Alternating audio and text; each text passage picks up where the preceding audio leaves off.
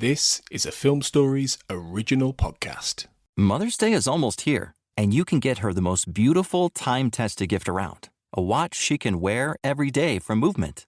Whether your mom is into classic dress watches, rare and refined ceramics, or tried-and-true bestsellers, Movement has something she'll love. And right now, everything at Movement is up to 50% off site-wide during their Mother's Day sale. A watch is a gift that celebrates all the time you spent with Mom. And a Movement watch is even more than that. Movement uses industry-leading materials for their fresh, modern watch designs, from technically complex ceramics to vintage-inspired style. All for an incredible value your wrist and wallet will both love. And with one-size-fits-all convenience and fast free shipping and returns, it's a stress-free shopping experience. Save big on the best Mother's Day gift ever with Movement. Get up to 50% off site-wide during their Mother's Day sale at mvmt.com. Again, that's up to 50% off at mvmt.com.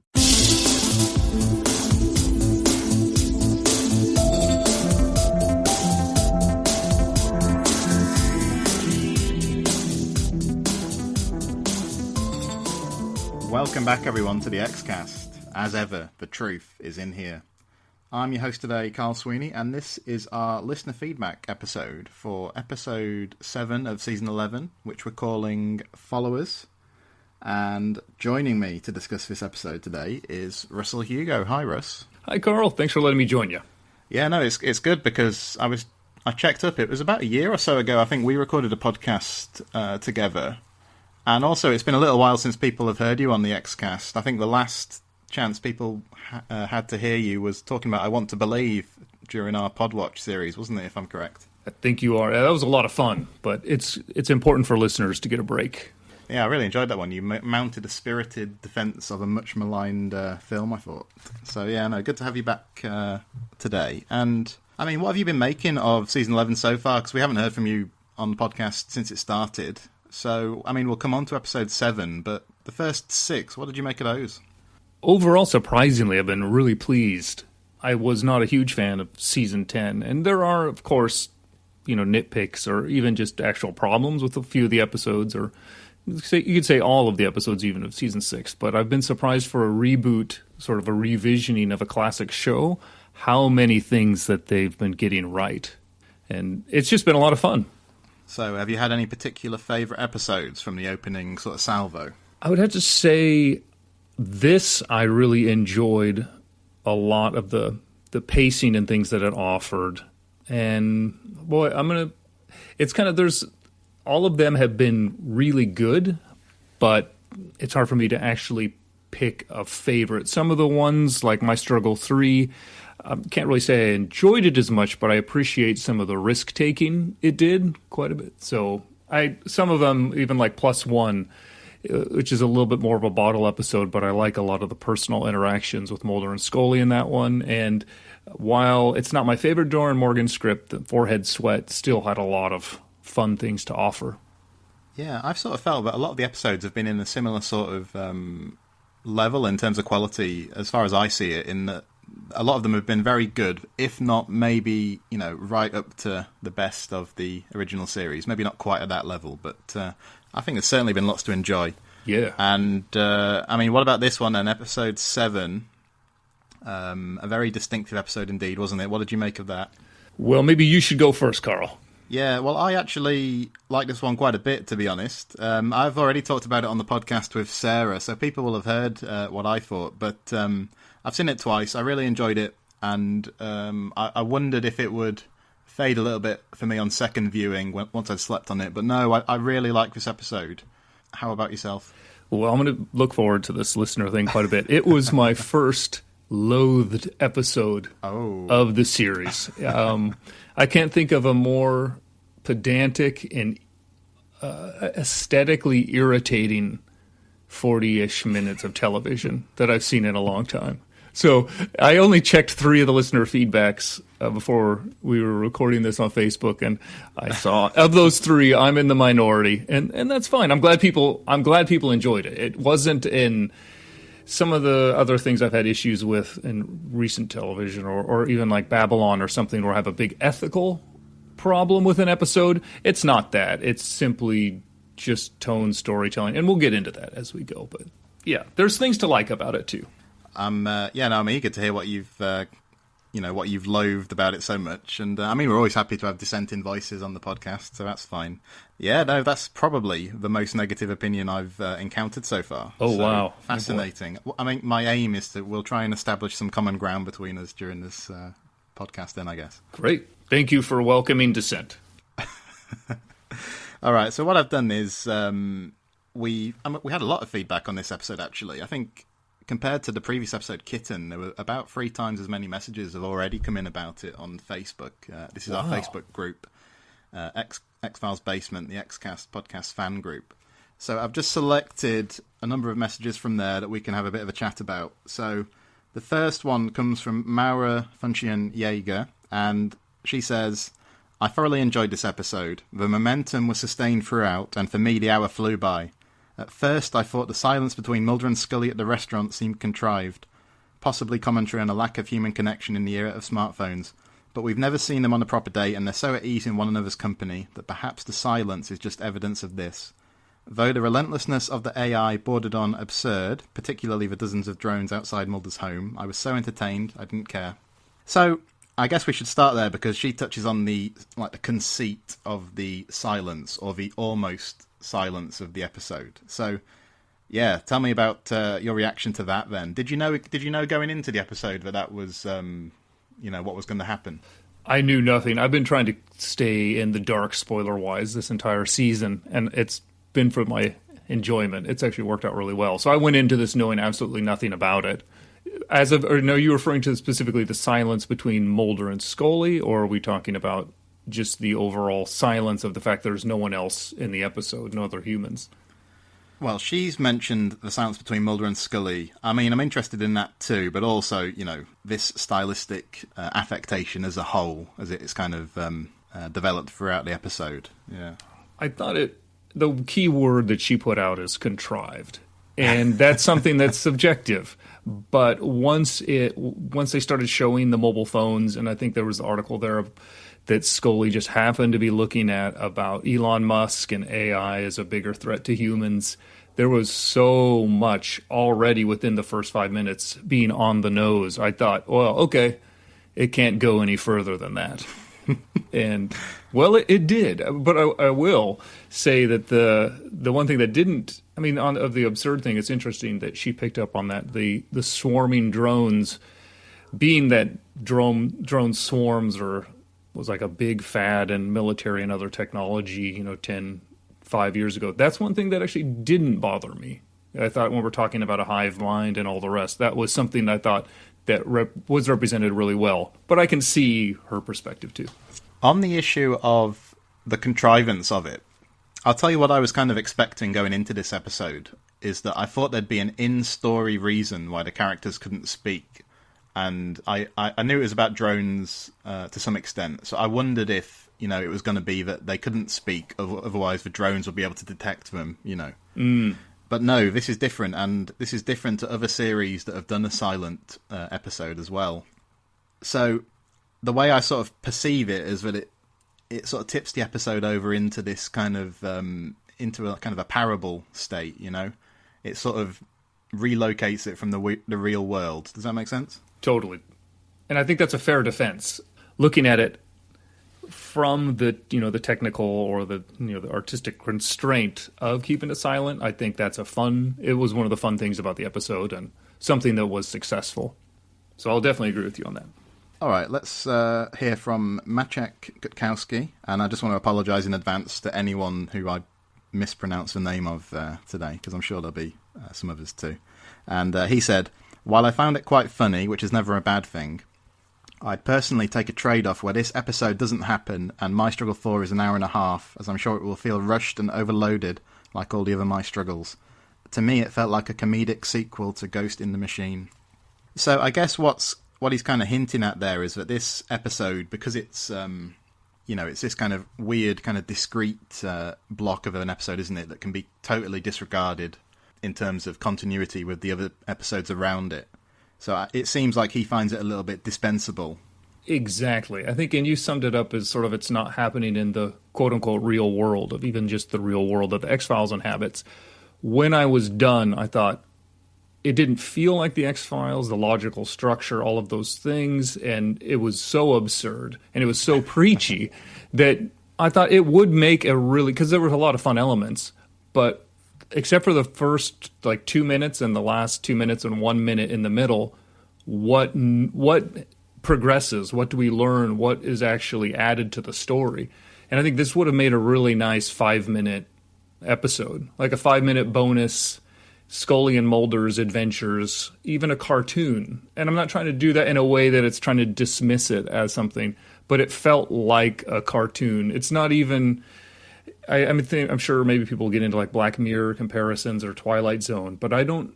Maybe a Twilight Zone 20-minute episode it could fit, but a full 45 minutes, I don't think it needed even a third of that. So I wonder if part of that then is that I think you mentioned at the outset there that you weren't really into the aesthetics of the episode either. And I quite liked the episode visually. So I can see what you mean in the sense that if you weren't on board with that aspect of things, yeah, it's a very simple story, isn't it? So I can see why somebody would find it overly simple, I guess. And what I did like about it was they didn't try to obscure the fact that it was a simple story. But then there's a real risk, isn't there, that it tips over into being preachy or heavy-handed or thin as a story, I guess.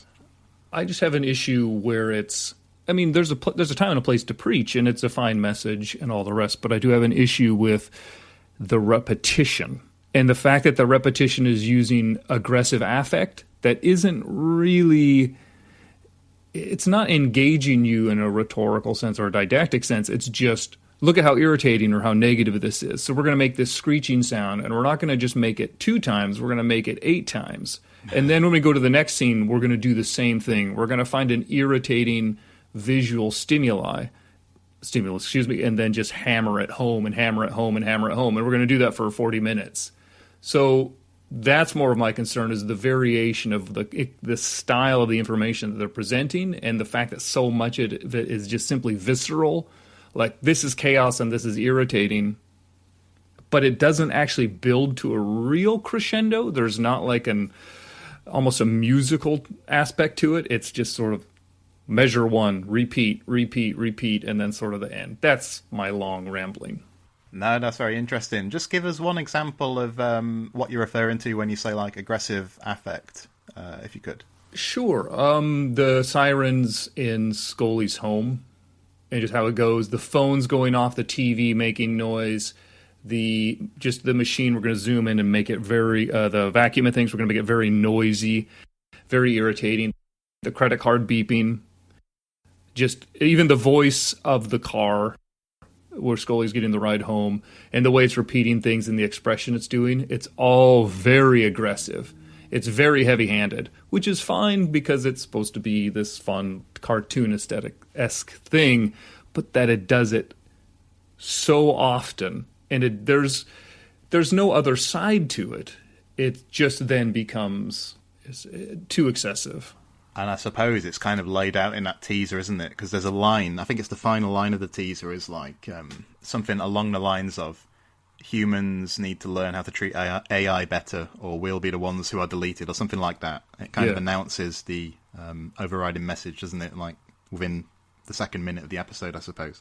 And let's crack on. Let's do a couple more messages, and then we can always circle back, can't we? So Adam Silver, in reply to the previous message, said, "Stretched a bit thin over 42 minutes, but I enjoyed it. I agree I'd rather have had a 2-hour finale, but that's true in general." And Tanya Hernandez said, "What a quirky episode. I enjoyed it. Very different from other X-Files episodes. Huge Black Mirror influence, but expanding on concepts introduced in old episodes like Ghost in the Machine, Kill Switch, War of the Coprophages. It makes a heavy-handed statement about how we are letting technology make us more distant from each other, while at the same time questioning whether or not we should be creating AI programs that learn from us. While Mother's Day is almost here, and you can get her the most beautiful time-tested gift around. A watch she can wear every day from Movement. Whether your mom is into classic dress watches, rare and refined ceramics, or tried and true bestsellers, Movement has something she'll love.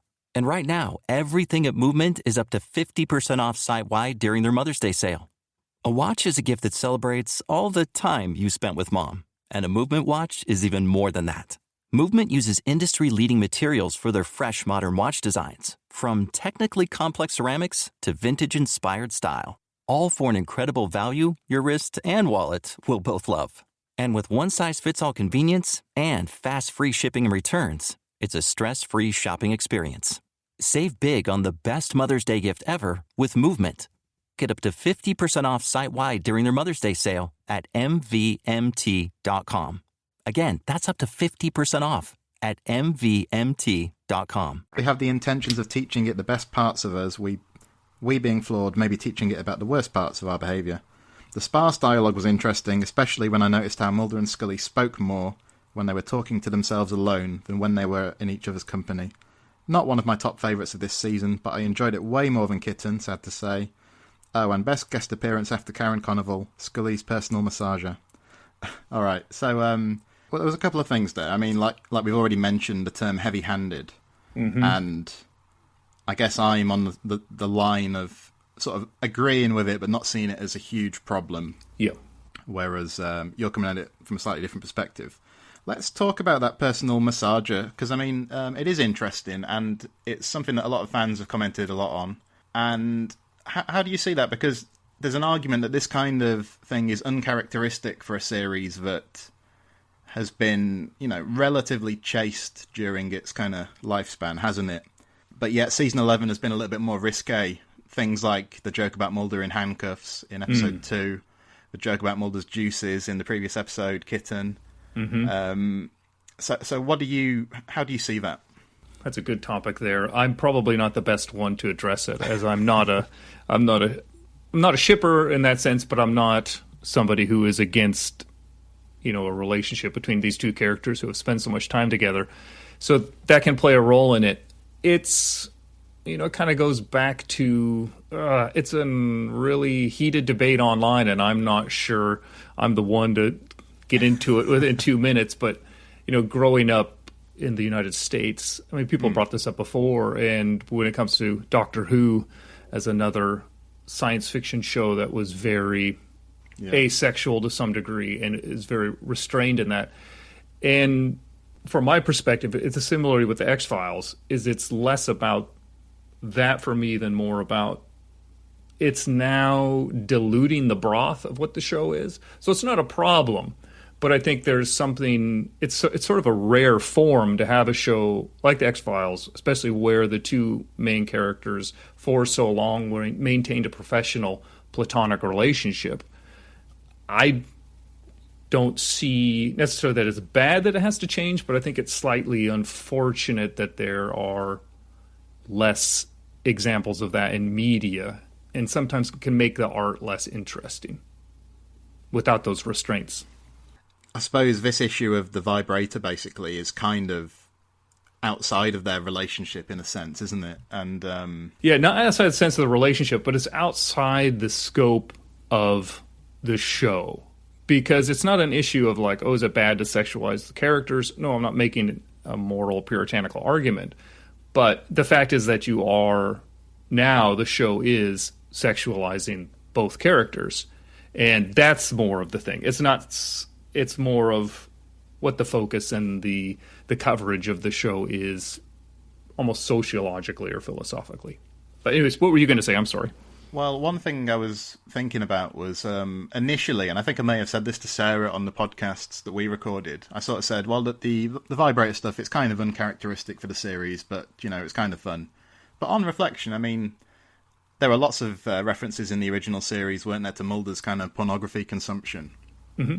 So is it really uncharacteristic of the original series, I suppose, is what I then began to think. And I guess I would argue that maybe the original series should have been a bit more sexually frank, and it wasn't for a number of reasons. I think Chris Carter didn't want it. There were, you know, restrictions on network television at the time that have loosened, I guess, since. So I think, ultimately, I guess it comes down a bit to personal mileage. I think there'll be people who really see it as needless, and a lot of fans online, I can tell you, I mean, loved every second that device was on screen in this episode. Have you heard anybody who's criticized that on Yes, I have seen one review that didn't seem particularly enamoured of it. But, I mean, generally speaking, a very positive response to it, I suppose. The one, I think you raise a good point about the past with Mulder. The caveat that I would give that is that was used more to pathologize, and you could say there's a problematic aspect with that, but it was very much character-driven, while this, I mean, you can make a character-driven argument for it, but it's more of a standard, especially in today's culture. It's a non-taboo subject, as opposed to when it was done with Mulder was definitely still taboo and pathologized. So a little bit different, but I get your point. I think it would be interesting to see why people would have a problem with it. So, but maybe future feedback. Yeah, and nobody that's responded to us on Facebook appears to have had a problem with it, or at least if they have, they haven't voiced it. Let's head on. So Paige Schechter said, loved it, and since I saw it after experiencing a GPS that absolutely would not allow us to take an alternate route the other night, it really rang true. And she says, but more than that, I love the art of the piece, going without human voice all the way into the second act. Yum, indeed. And Michael Little said, I thought this was fantastic. My favourite of the season thus far. Nice visual storytelling. Very similar to the classic Millennium episode, The Curse of Frank Black. Unique. I feel like every episode this season is polarising. I find that fascinating, really. So there's a couple of things we can touch on there. I don't know if you're a Millennium fan, Russ, at all? Yeah, in fact, as it could be blasphemous, I actually came back to the X-Files through Millennium. So I'm slightly more of a Millennium fan. Bless X-Files as well. What about this issue of The Curse of Frank Black then? Because do you see the similarities in there that Michael has discerned? No, for quite a few reasons, but it's an interesting observation, and I totally respect it. I'm not going to attack it by any means, but Curse of Frank Black was very much a character piece about Frank Black at that point in his character arc. And there was, when the voice came on, when there was speaking in that episode, it had a lot of weight because of it. And I think the messages that it was portraying were a lot more restrained, subdued, and nuanced. And it wasn't necessarily making a moral argument. And then also aesthetically, it was more balanced. And I think it worked well with the silence being around Halloween and having the atmosphere. While this, it's not really silent. It's just cacophony of noises and chaos, and that's more of the issue for me. I guess on a surface level, I mean, it's been a while since I've seen that episode of Millennium, but the only similarity I can recall off the top of my head is there's a scene in the car, isn't there, in that episode? Yes. That's somewhat akin to Mulder's experience here. I think it's the radio, isn't it, in the Frank Black episode, and it's the sat-nav here. Yeah. What about this issue of I think he's right that there's been a lot of polarised reactions to Season 11. I find it fascinating too. I don't know whether I'm sort of making too much of it, because, I mean, overall, I mean, the professional TV critics seem to have been much kinder on this season of The X-Files, but the fandom can seem polarised.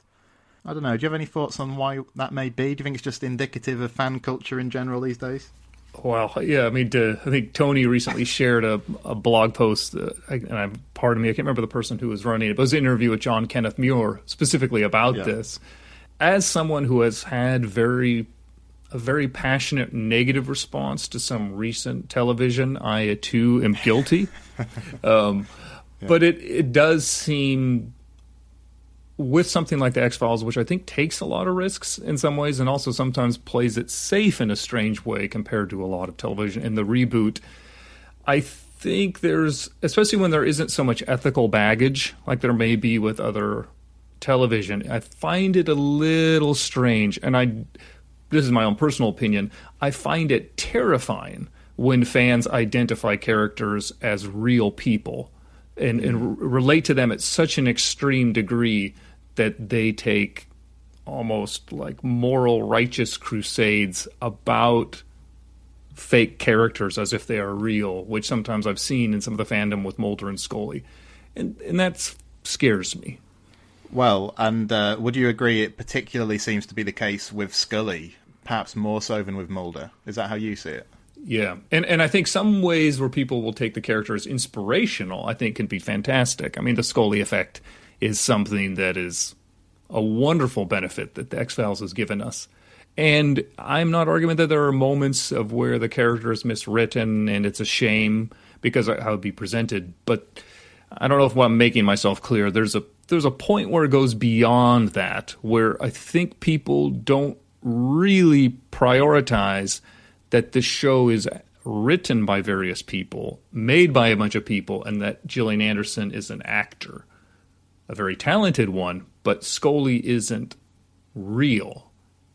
It kind of goes back to the commenting on issue with My Struggle 3 versus promoting about the Me Too movement. And the fact that if we can't separate that, then we can't, as a society, really wrestle in a didactic way, I hate to use that term again, but these difficult social topics in a fictional sphere. It's going to just have to be pedantic like this episode. I think the missing piece for me is that when the series was on the air originally, I only really dipped in and out of the fandom. I didn't really engage with, message boards very much. So what I can't really judge is, and I don't really associate with any other fandoms really. So what I can't really judge is how it's changed in the sort of time between the original run of the series and this one, But my sort of supposition would be it's kind of intensified quite a bit. I don't know. I guess there's sort of broader issues that play into that too. Yeah, as a personal anecdote, for the first time as kind of like a personal challenge, I attended a local Doctor Who convention, and listening to some of the ways people were making extreme moral and personal, philosophical claims and associations, especially relating to parenting about the show, that's where I use the term terrifying, because it's, when we think of a cult show, it's scary to actually have to think of the word cult in the other term of how it is actually blinding people to nuance in philosophy and making these extreme oppositional moral statements and then applying them to other people, especially parents to children. And I know this is a very vague statement because I don't want to go off on all the details, but it was surprising to me because I did not see that in the 90s when I wasn't really around much fandom, but still the stuff I'd seen, I'd never seen it. But then to actually see these many, many people in person making these impassionate, extreme emotional pleas and controlling philosophical maneuvers around other people and their children. I think it deserves to be challenged. I'm not trying to stop anybody doing anything, but I think it's something that should be discussed because I think there is a negative side that people don't talk about enough. Yeah, well, this could be a whole separate podcast, really. It's a fascinating subject. Maybe one day we can find an avenue to return to this. But let's crack on with a few quick comments then, to get back to the listener feedback. So, Bethany Good said, "It was tense. I felt like I was on the edge of my seat for most of the episode. I was very creeped out the entire time." And Dina Ferrari says, "I found it deeply unsettling and frightening. I really liked it. The only thing I didn't like was Scully's house. It didn't fit her character." Let's come back to that one in a sec, I think. Yeah. Mark O'Brien said, "I enjoyed it. While watching, I was thinking, could this be a bad episode or a bit different? But it held up fine. Would have liked more about the programme in the teaser, though, but it wasn't run-of-the-mill. First TV app to totally call out the internet and comment on the loss of human interaction I can remember." Let's go back to Scully's house now then before we plough on. So, the first time we'd seen this house, Dina's by no means the only person who's made this observation that it didn't really seem like the kind of place Scully would live in. I don't know. What do you think? Do you agree with her? It's a fun observation, and I'm glad she brought it up. Thank you. Thanks to everybody right away. This is already, I'm having a blast. But when I first watched it, I thought, wow, that seems like an excessively ornate house for Scully. But then I thought about it, and here I am, pot calling the kettle, stone cold and heartless. I thought, hey, wait a minute. She's not just an FBI agent. She's a medical doctor. She has the means to do this. Also, her character has had a lot of talks about regrets, where she's at, having kids, things like this. And somebody at that home buying is definitely something that people do to reestablish themselves or, provide a new anchor or just kind of a change, a different projection of their identity. And actually, I think it fits really well with how Scully's been presented in this season. I thought it was actually a nice change instead of kind of going back to I'm just living in an apartment. It's been 25 years. I think it's good. What about you?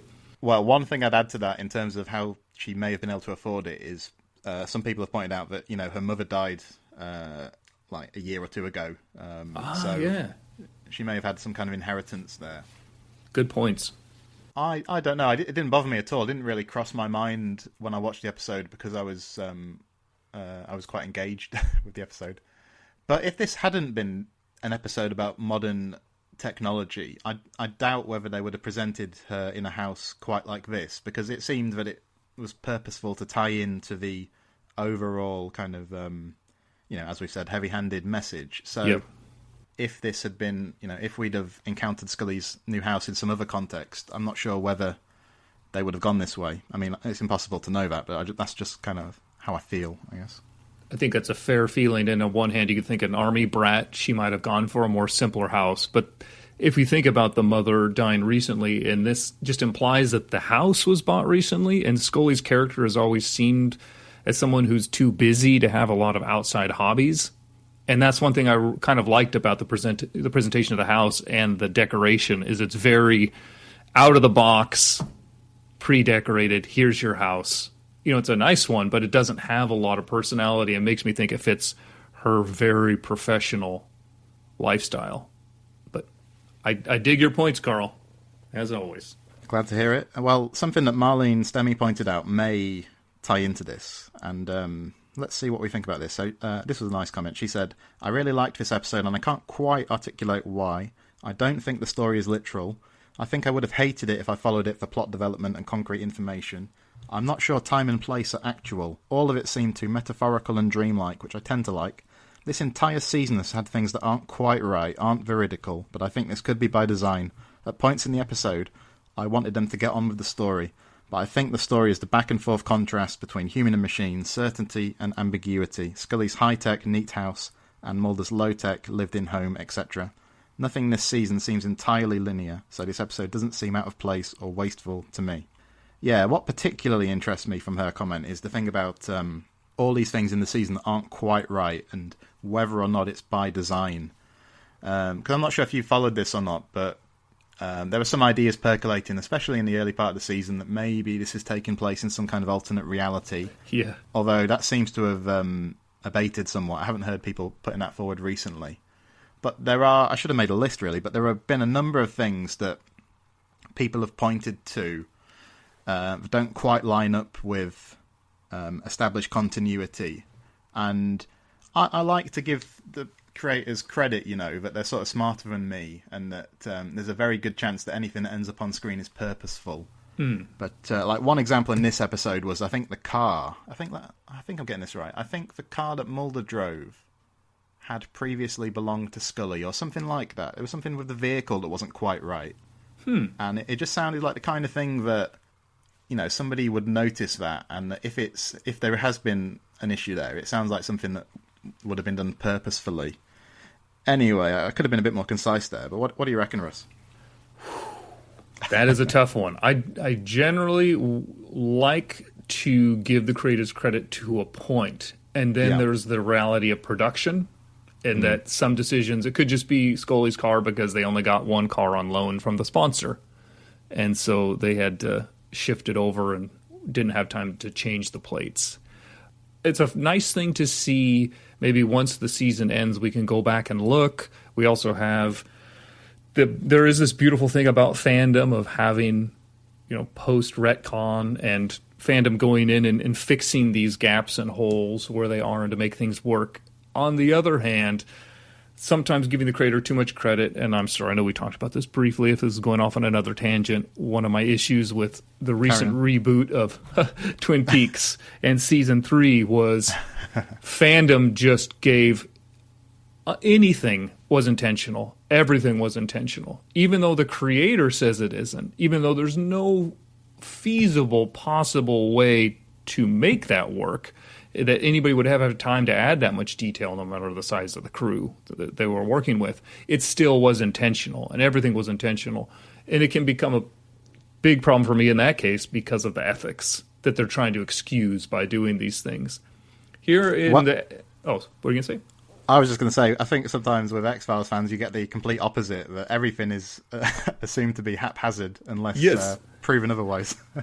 Especially when it comes to like the myth arc. Before I rewatched the series, all I heard was nothing makes sense and it's a big mess. And yeah, it is convoluted, but it makes sense. I don't know. And that kind of goes back with when we're talking about everything being not quite right. And that's one of the things going back around to that I like about this series. And one thing I like about the X-Files is that, and I can't remember who it was on the X-Cast, but there's so many great guests, and I don't want to take their credit who said this, but talking about that X-Files is basically based around an unreliable narrator. And that's a nice thing they can fall back on and kind of say, well, this little bit, this continuity here, let's say about the lone gunman was off. Well, Mulder's memory was wrong.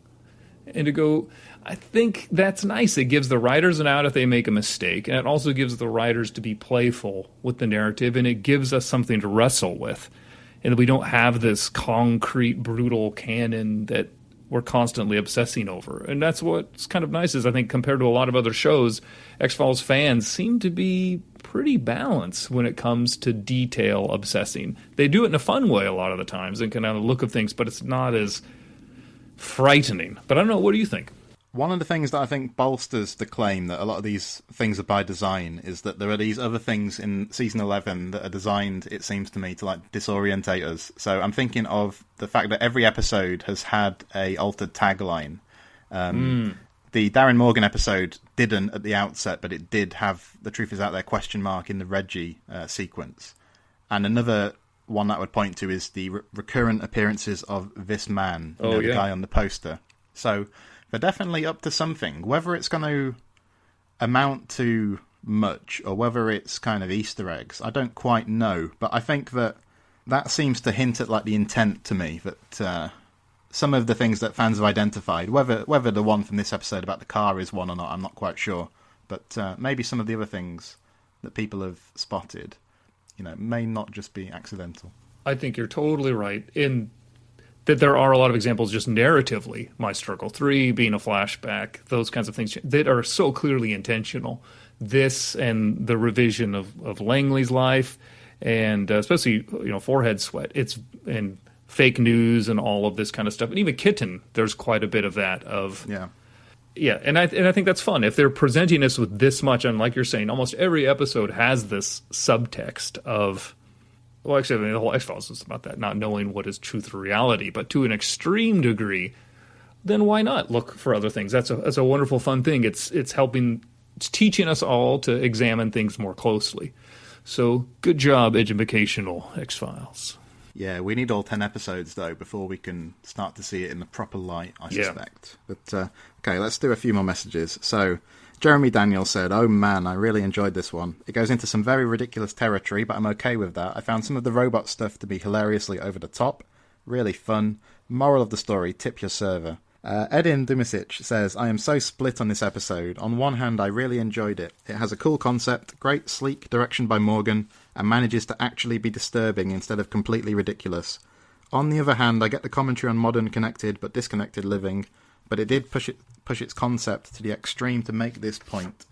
The ending with the robots is dangerously close to parody, and I really don't buy Mulder and Scully not talking to each other in the restaurant. That just felt completely unnatural, as did Scully's home. It was completely off character and only there to serve the story." I mean, you've alluded there before us to the fact you're a Doctor Who fan. I mean, some of that stuff with the robots at the end had me thinking of Doctor Who. I mean, I'm not a fan myself, but... And let me be clear, I was a fan of the classic series as a young person. I am not of the new series.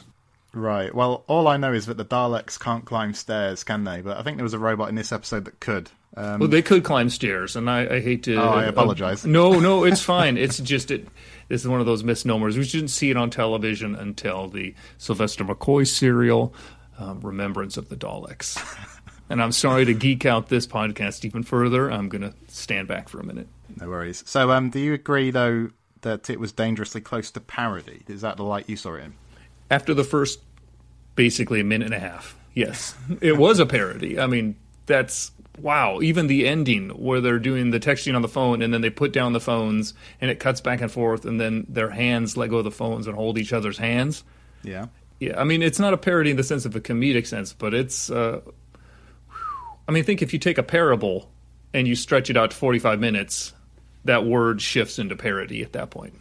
I think it is a fair point, isn't it? That parables, are sort of intrinsically simple, and yeah, the telling of a parable wouldn't usually take 3/4 of an hour, would it? So I can sort of see why people would see it as being a bit overripe, I suppose, even though that hasn't been my experience. And oh, actually, hang on, there was a bit more to his message I think I forgot to read. He said at the end, and this is Edin, I really don't know what to make of this. I enjoyed it as 40 minutes of modern television, but this could have just as easily been a good episode of Black Mirror. There was nothing X-Files about it, and that bothers me, especially in a 10-episode season.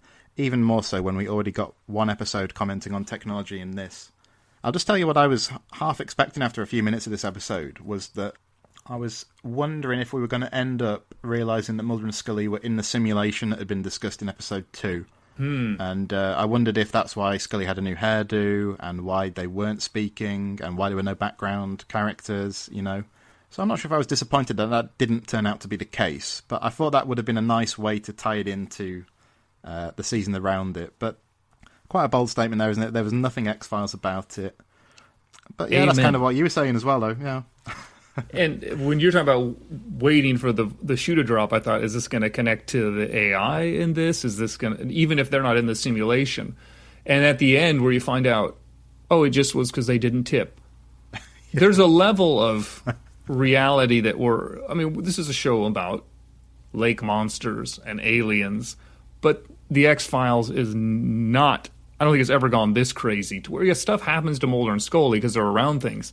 But nothing in this premise has anything to do with them. So why, of all the people, if something like this happened, if it happened in the world of the X-Files, stuff would get shut down, people would hear about this.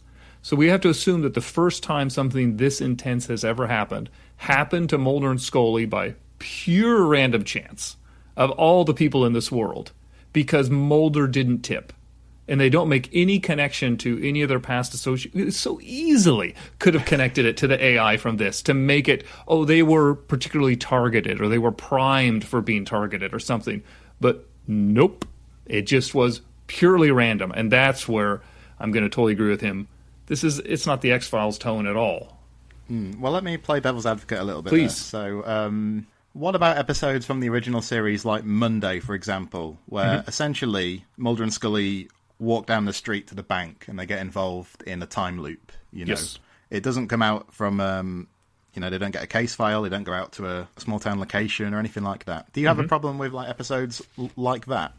Oh, no, not at all, because that's happening in isolation.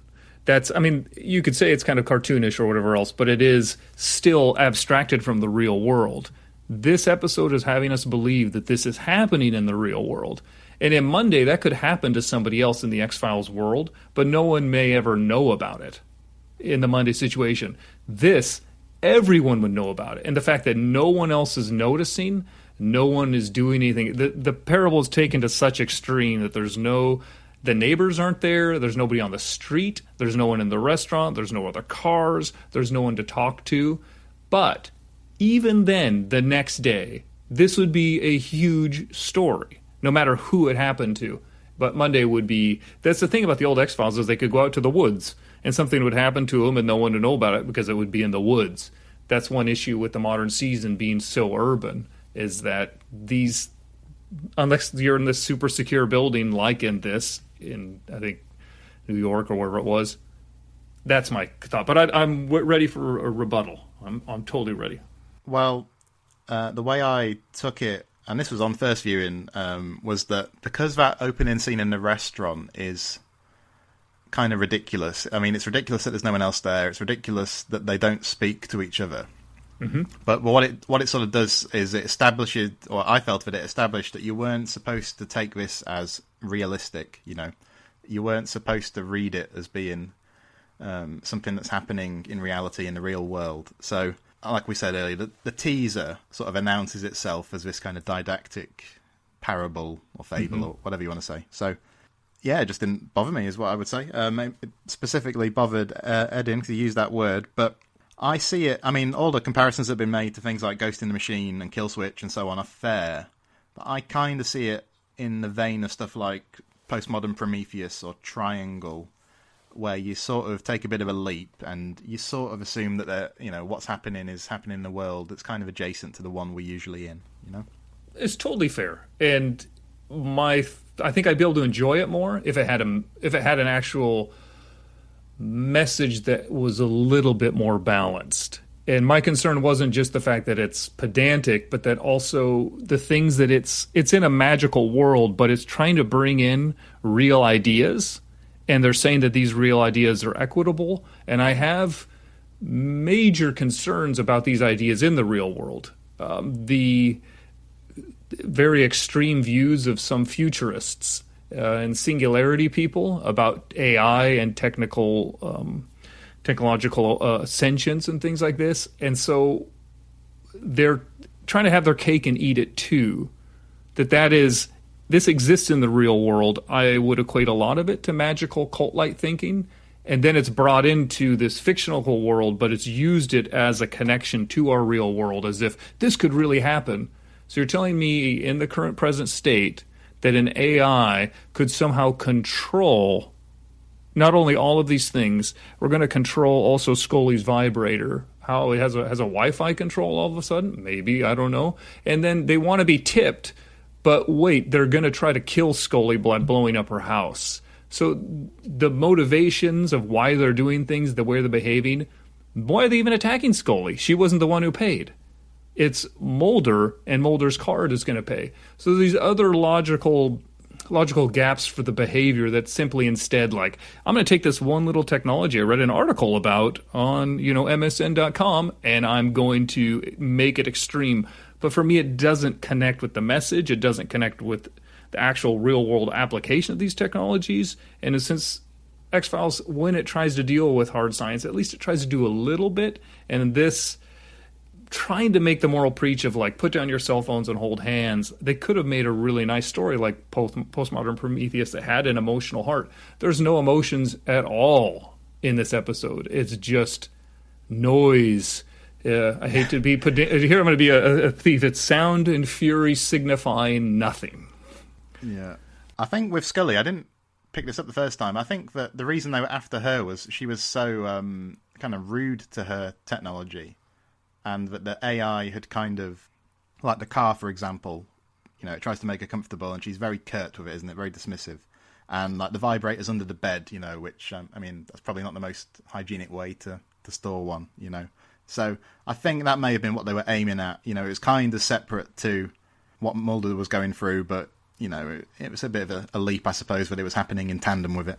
But then I would have liked a little bit more explanation. If that's the case, that all AI is somehow linked, like all technology is sentient and it's all linked and it's all communicating, this wouldn't happen like this then. At this point, you'd have an apocalypse that would happen constantly all over the world. And that includes if you're going to take the futurists model, the gray goo model, or whatever else you want to do, or the Skynet, whatever else. It would not happen in isolation like this. This only happening to Mulder and Scully is so ridiculous, the episode needed to be more ridiculous then. It needed to be way over the top. And for me, it was just too milquetoast with no message. Because, the car, she was already being rude. She had already been experiencing rudeness from the AI by the chefs prior to that. She had been kicked out of the building, and the car was basically trying to kill her. She had justification for being rude. And they got to go, the AI it's that emotional, they just wanted a tip. That was the end of it. It wasn't because Mulder was rude, hypothetically. It was just the tip, and then they left him alone.